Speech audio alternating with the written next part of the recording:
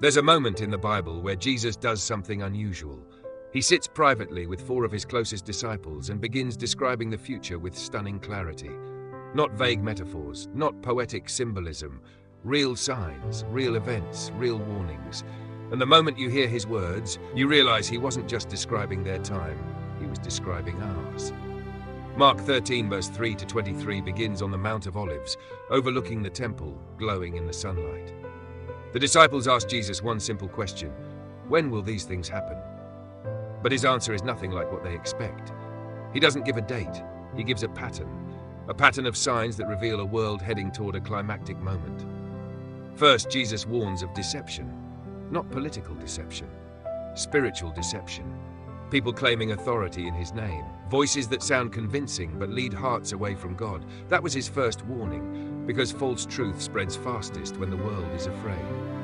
Then Jesus describes global shaking, wars, conflicts, nations rising against nations, headlines that feel all too familiar. But he adds something surprising. Do not be alarmed. Why? Because these events don't signal the end, they signal the beginning. Next come earthquakes, famines, disasters. Not isolated incidents, but birth pains, signs that creation itself is groaning, shifting, preparing for something greater than the world has ever seen. But Jesus doesn't stop there. He tells his disciples that believers will face pressure, opposition, betrayal, even persecution. Families divided, friendships strained, people hated because they follow him. Yet in the same breath, he gives a promise: the Holy Spirit will speak for you. Pressure won't silence the gospel, it will spread it.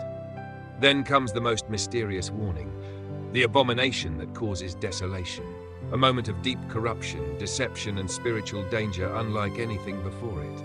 A moment so convincing that even believers could be led astray, if it were possible. This isn't fear, this is preparation. Jesus doesn't reveal these signs to terrify us, but to anchor us. If this makes you wonder how close we are to these moments, or how Jesus wants his followers to respond, you need to watch the full teaching.